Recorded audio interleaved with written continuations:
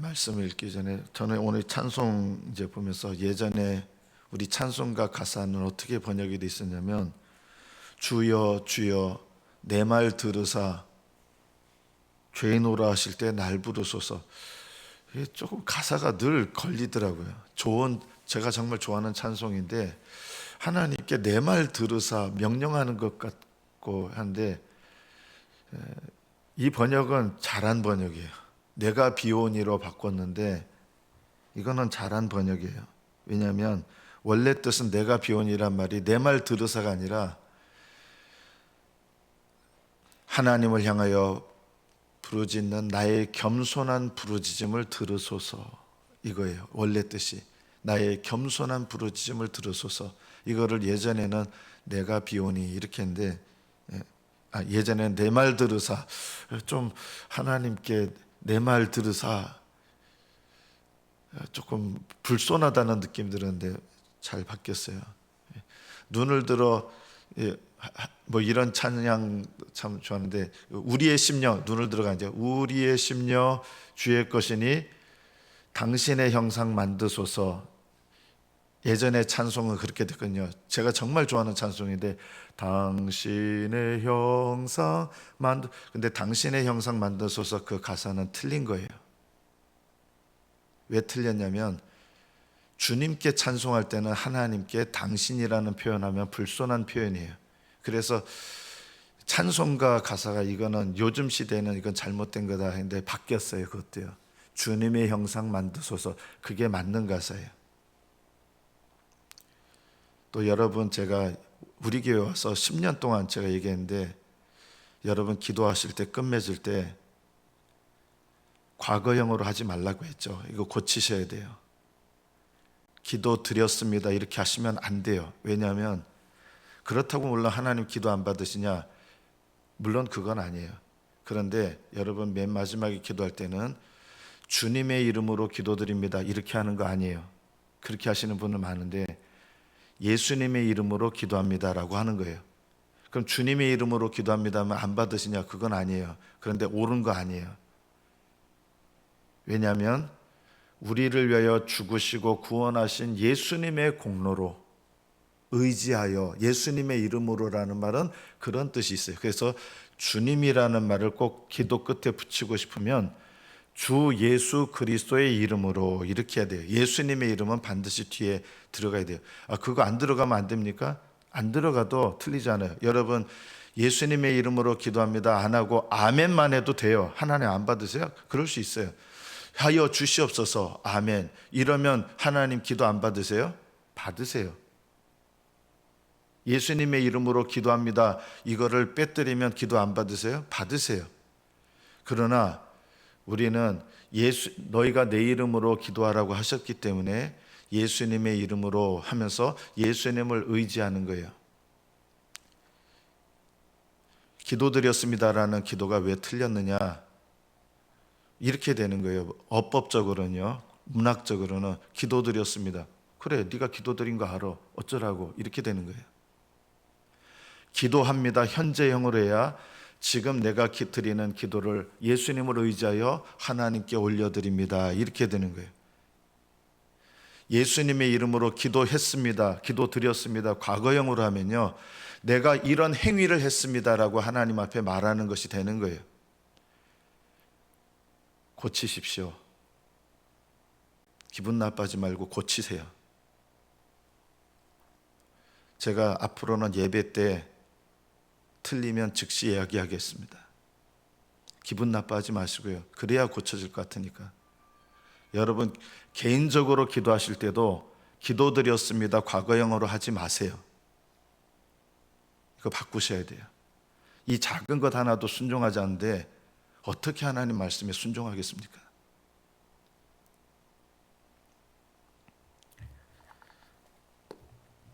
순종은 작은 것에서부터 시작하는 겁니다. 그리고 제가 여러분께 드리는 말씀이 맞습니다. 우리 성도들, 우리 중직들은요, 제가 있는 자리에서 곧바로 할 거예요. 앞으로요. 다른 연약한 성도들은 제가 아직 모르기 때문에 그럴 수 있지만 중직들은 있는 자리에서 제가 듣자마자 얘기할 거예요. 앞으로는요. 그래야 고쳐질 것 같으니까. 이거는 하나님은 그렇게 과거 영화라도 안 듣습니까? 다 들어요. 하나님 아세요. 그러나 올바른 형식으로 해야 돼요. 예수님의 이름으로 기도합니다. 기도드립니다. 기도드리옵나이다. 이거는 다 맞아요. 현재형이에요. 외국에서는 과거형으로 기도하는 적 없어요. 중국 사람들은 제가 다오가올러 과거형을 하는 사람 한 번도 들은 적이 없어요. 다오가오 현재형으로 합니다. 왜냐하면 기도드렸습니다라고 하면 내가 하나님께 이렇게 했습니다라는 거예요. 지금 기도를 올려드리는 거기 때문에 현재형으로 하는 게 옳습니다. 어법적으로 맞습니다. 이것을 오늘부터라도 고치시기를 바랍니다. 하나님 말씀 예레미야 37장 1절부터 10절까지 교독하겠습니다. 예레미야 37장 1절부터 10절 1절부터 교독합니다. 요시아의 아들 시드기야가 여호야김의 아들 고니아의 뒤를 이어 왕이 되었으니 이는 바벨론의 느부갓네살 왕이 그를 유다 땅의 왕으로 삼음이었더라.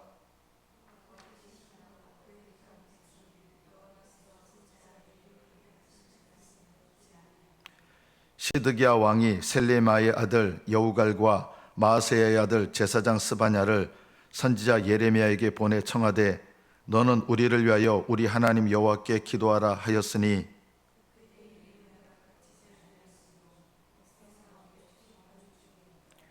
바로의 군대가 애굽에서 나오매 예루살렘을 에워쌌던 갈대아인이 그 소문을 듣고 예루살렘에서 떠났더라. 이스라엘의 하나님 여호와께서 이와 같이 말씀하시니라. 너희를 보내어 내게 구하게 한 유다의 왕에게 아뢰라.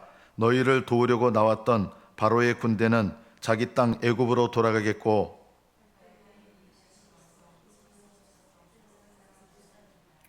여호와께서 이와 같이 말씀하시니라. 너희는 스스로 속여 말하기를 갈대아인이 반드시 우리를 떠나리라 하지 말라. 그들이 떠나지 아니하리라.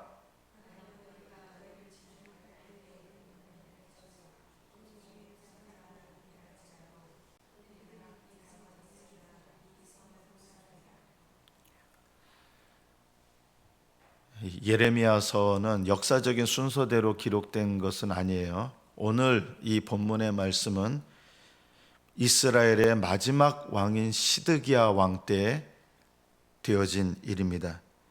이 시드기야 왕은 이스라엘 역사상 가장 경건했던 왕이라고 할 수 있는 요시야의 아들입니다. 첫째 아들 여호아하스는 애굽에 끌려가서 죽고요. 애굽 왕 바로가 둘째 아들 요시야의 둘째 아들인 여호야김을 왕으로 세웁니다.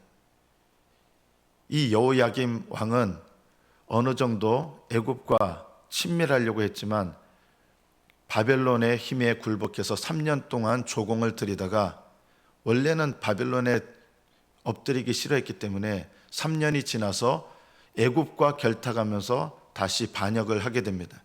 그래서 느부갓네살 왕이 침입을 해서 포로로 이스라엘 백성들을 끌어갑니다.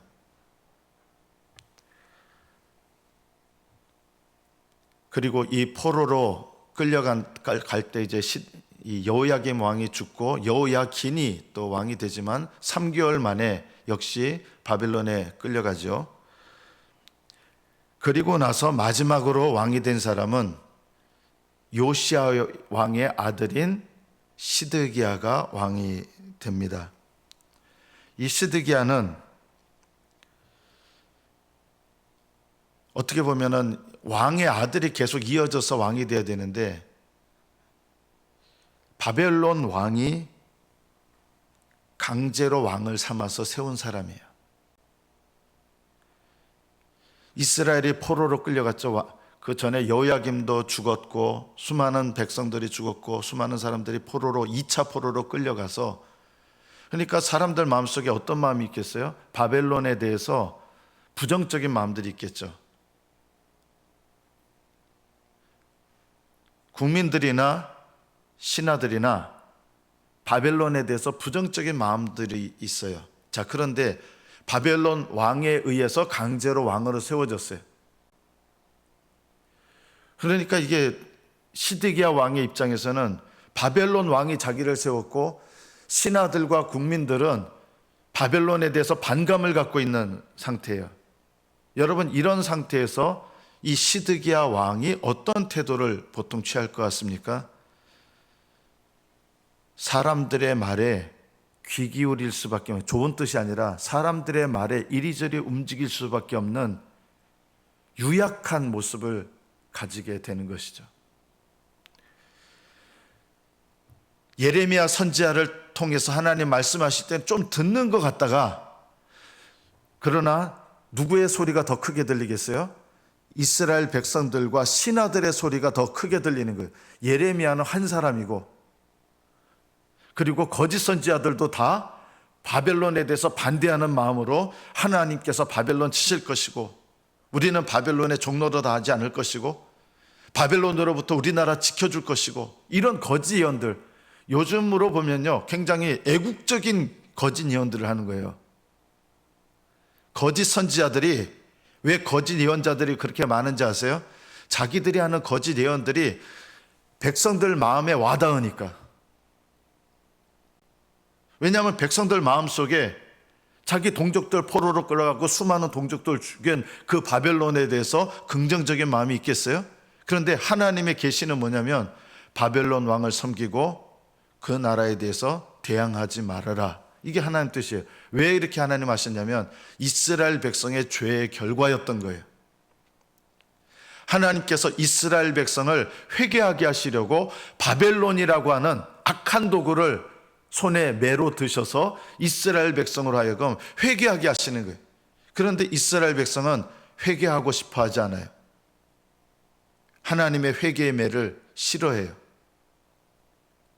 그리고 바벨론에 대해서 적대감을 품고 바벨론에 대해서 호의적인 말씀을 전한 것 같은 이 예레미야 선지자를 괴롭히고 옥에 가두거나 또는 깊은 웅덩이에서 이 체온 줄 알아 죽죠. 계속 있으면요 굶어 죽이게 하고 싶고, 이런 마음인 거죠. 그래서 한편으로 요만큼은 시드기야 왕이 예레미야 선지자가 하나님의 말씀을 전하는 사람이라는 것을 알아요. 왜냐하면 예레미야 선지자의 말은 그대로 이루어졌고, 예레미야를 대항했던 수많은 거짓 선지자들, 백성들의 마음에 호의적이었고 백성들이 듣고 싶은 말을 전했던 수많은 거짓 선지자들의 말은 이루어지지 않았던 거예요. 이게 역사의 결과로서 이 시드기야 왕도 알아요. 아는데 예레미야 선지자가 하나님의 말씀을 전하는 사람이란 걸 아는데도 그것보다도 누구 말이 더 먹히냐면 백성들과 신하들의 말이 더 크게 느껴지는 거예요. 현실적이니까. 이것은, 이 시드기야 왕의 모습은 우리의 모습과도 비슷합니다. 여러분, 우리는 이 세상에서 살잖아요. 이 세상에서 사는 우리는요 항상 세상의 소리가 더 크게 들려요. 하나님 뜻대로 사는 것이 편했던 시대는 이 세상에 단 한 번도 없었어요. 하나님의 말씀대로 경건하게 살고자 하는 자는 세상에서 항상 핍박을 받아요. 세상은 그리스도인들이 하나님 말씀대로 사는 것을 그냥 내버려 두고 싶어 하지 않아요. 그래서 하나님 말씀대로 성령을 따라 산다는 것은 항상 이 세상에 사는 그리스도인들에게 쉽지 않은 결단을 요구하는 것입니다. 이 시드기야 왕은, 느부갓네살 왕이 자기를 세워서, 어떻게 보면 요즘 말로 말하면 이게 영이 서지 않는 거죠. 백성들이 느부갓네살 왕, 바벨론 왕이 세운 왕인데 그게 좋겠어요? 마음에 안 드는 왕이죠. 저는 앞으로 우리나라 며칠 후면 이제 대통령 뽑는데, 저는 제가 원하는 분이 있고 원하지 않는 분이 있어요. 원하지 않는 분이 되면 저는 행복하진 않을 것 같아요, 인간적으로. 그럼 어떻게 하겠어요? 그 권세는 하나님께로부터 나오는 거기 때문에 내가 원치 않는 분이 대통령이 되신다 해도 나는 그분을 대통령으로서 기도할 거예요, 저는요. 제가 좋아하느냐 좋아하지 않느냐와 상관이 없어요. 물론 저는 제가 원하는 사람이 되기를 바라지만 그렇지 않다 해도, 원하지 않는 사람이 되어도 나라를 위해서, 대통령을 위해서 기도해야 되는 거예요. 이것이 올바른 것이죠. 이 스드기야 왕은 백성들이 그렇게 탐탁하게 여기지 않았어요. 그걸 본인도 알겠죠. 그러니까 예레미야 선지자의 말을 전적으로 따르기가 어려운 거예요. 가뜩이나 정치적인 기반이 없는 상태인데요. 그래서 그의 신하와 그의 땅 백성이 2절에 보면 여호와께서 선지자 예레미야에게 하신 말씀을 듣지 않는 상태였습니다. 선지자 예레미야가 말씀을 전하면 다 불쾌해하는 거예요. 나쁜 말로 표현하면 저거 좀 어떻게 죽었으면 좋겠다, 이런 생각을 하는 거죠. 시드기야 왕이 여우갈과 스바냐를 선지자 예레미야에게 보냅니다. 왜 보냈을까요? 하나님 말씀 전하는 선지자라는 것은 알고 있는 거예요. 근데 뭘 부탁합니까? 우리를 위하여 기도해달라. 왜냐하면 하나님 말씀 전하는 사람이니까 하나님 뜻대로 기도하시고, 이분이 기도하면 우리 기도를 혹 들어줄 것 같으니까 기도해달라고 한 거예요. 이때는 예레미야가 옥에 갇힌 상태가 아니었습니다. 그런데 이렇게 기도 부탁을 했는데 어떻게 기도했는지 모르겠죠. 내가 원하는 기도를 해달라고 한 거예요. 우리를 위하여 기도하라. 어떻게 보면 하나님 뜻대로 기도해달라고 한 게 아니라 육신대로 기도해달라고 하는 거예요. 예레미야는 육신대로 기도하시는 분이 아니에요. 만약에 여러분의 혹시 아픈 게 하나님께서 여러분을 깨닫게 하시려고 오게 하신 그 병이라 그러면 그 병은 그냥 낫게 해달라고 기도하면 안 돼요. 그 병은요, 회개해야 나아요. 여러분의 집안에 어떤 물질적인 손해가 임했어요.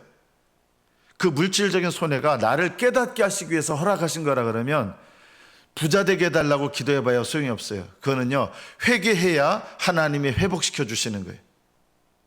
여러분 자녀를 통해서 내게 어떤 어려움이 일어나는데 그 자녀를 통해서 일어나는 어려움의 원인이 뭐냐? 하나님께서 내게 깨닫게 하시려고 허락하신 거라면 그냥 그 어려움 없애달라고 기도하면 되는 게 아닌 거예요.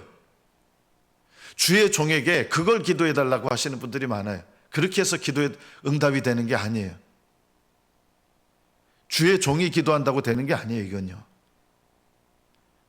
원인이 뭔지를 알아야 돼요. 내가 지금 어떤 절박한 어떤 기도의 문제, 기도의 제목이 있어요. 이 기도의 제목이 나한테 일어난 원인이 뭐냐? 이 원인부터 하나님 앞에 내가 깨닫고 살펴볼 필요가 있습니다. 너는 우리를 위하여 우리 하나님 여호와께 기도하라 했는데 기도 응답 같은 역사가 일어났어요. 그게 뭐냐면 사실은 예레미야가 이렇게 기도한 건 아니었어요. 애굽에서 바로 왕이 다시 힘을, 바벨론하고 싸워서 졌는데 망한 건 아니잖아요. 다시 힘을 키워가지고 전통의 강국이잖아요. 그래서 이 바벨론하고 전쟁을 하려고 이제 애굽에서 나온 거예요. 군사를 이끌고. 그러니까 이스라엘에 와 있던 갈대아인이 바벨론 사람들이죠. 여기서 싸우다가는 협공당할 수 있는 거예요. 왜냐하면 애굽하고 싸우다 보면 뒤에서 갑자기 또 이스라엘이 돌변해서 뒤에서 자기를 치면 안 되잖아요. 그래서 바벨론 군대가 물러가게 됩니다. 사람들은 이것을 뭐라고 여겼을까요? 당연히 기도 응답이라고 여겼을 거예요. 하나님께서 우리 기도를 들어주셨다, 이렇게 생각했을 거예요. 하나님께서 우리 백성을 불쌍히 여기셨다, 이렇게 생각했을 거예요. 누구나 그렇게 생각했을 거예요. 하나님께서 과연 바벨론으로부터 우리를 지켜주시는구나, 이렇게 생각했죠.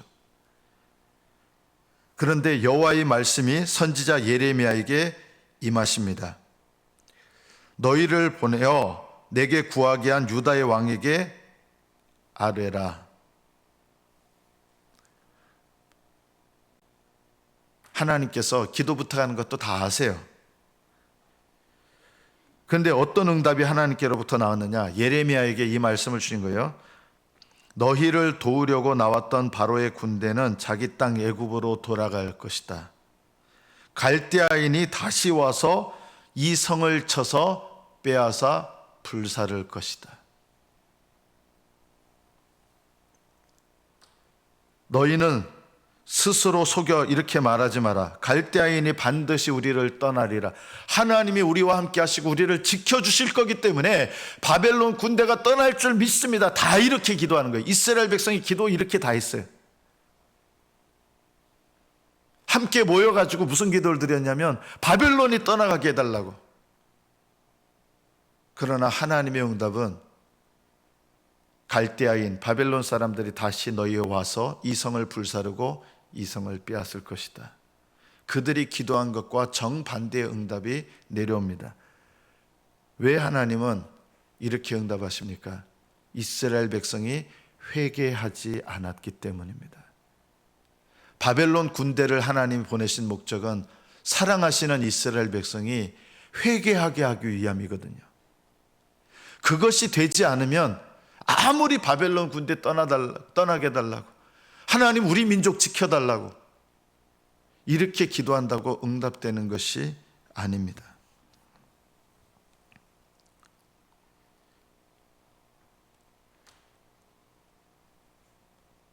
바벨론 군대가 떠나는 것은 좋은 소식 같았지만 좋은 소식이 아니었습니다. 일시적으로 이스라엘 백성의 마음의 상태를 보시는 것이고, 또 하나님 나라의 역사를, 하나님이 이루어 가시는 역사를 이루어가는 과정이었을 뿐입니다. 문제가 해결된 것은 아닙니다. 문제는 뭡니까? 하나님께서 요구하시는 회개에 대해서는 전혀 응답하려 하지 않았습니다. 이스라엘 백성이요. 우상 숭배와 하나님의 매인 바벨론에 대해서 그 매를 겸손히 받아들이는 것도 순종이거든요.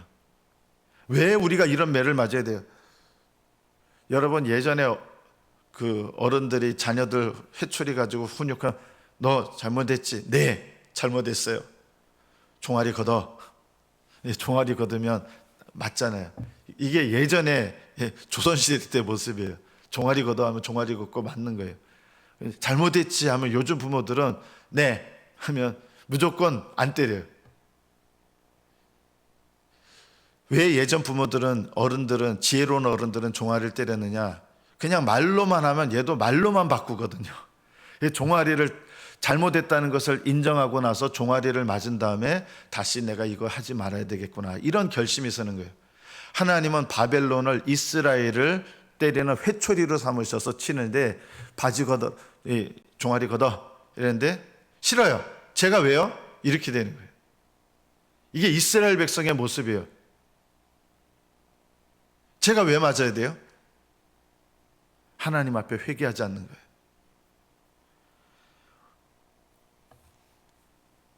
너희는 이 상황을 보고 속여 말하지 마라. 뭘 속여 말하지 말라는 거예요? 갈대아인이 우리를 떠나리라. 떠나지 않는다는 거예요.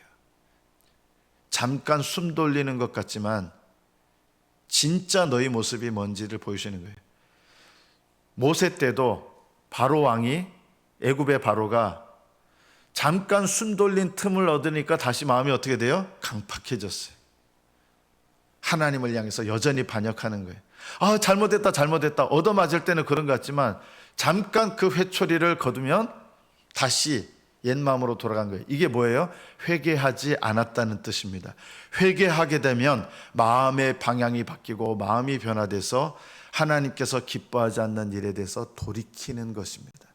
그래서 주님께서 이스라엘 백성에게 원하시는 게 뭡니까? 이건 우리도 들어야 됩니다. 너희의 길과 행위를 바르게 하고 너희 하나님 여호와를 경외하라. 이것이 이스라엘 백성에게 원하셨던 하나님의 뜻이에요. 길은 뭡니까?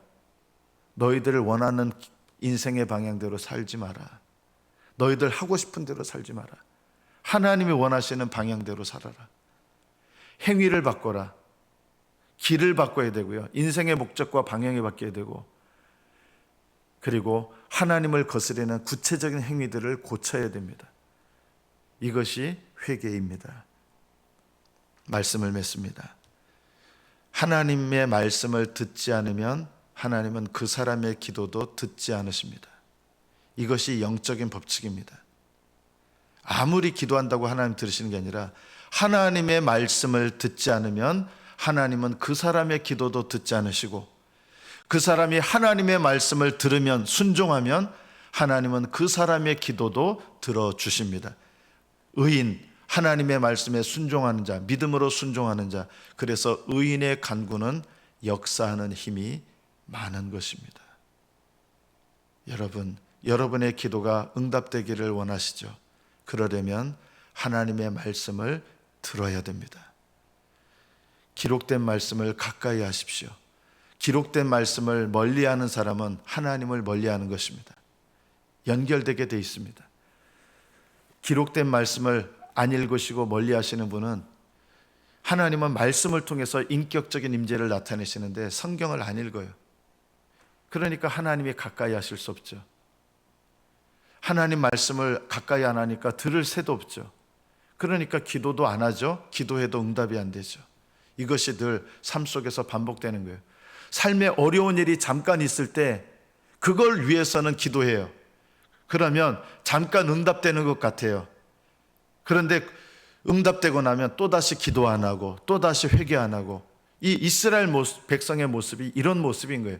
바벨론 군대가 잠깐 떠나간 것 같지만 전혀 회개하지 않았던 거예요. 하나님께 듣지 아니하고 길과 행위를 새롭게 하고 하나님을 경외하는 믿음으로 나간 것이 아니라 여전히 아무것도 바뀌지 않으면서 문제만을 위해서 기도한 거예요.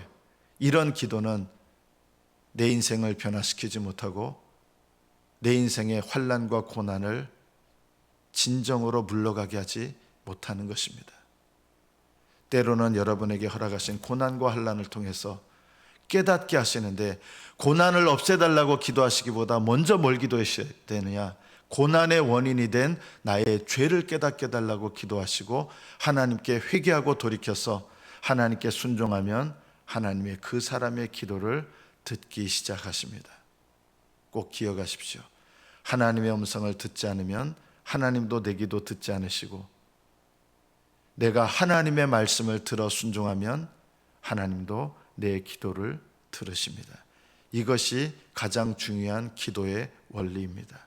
하나님의 음성을 들으며 여러분의 기도에 응답하시는 복된 기도자가 되기를 축복합니다. 기도하겠습니다.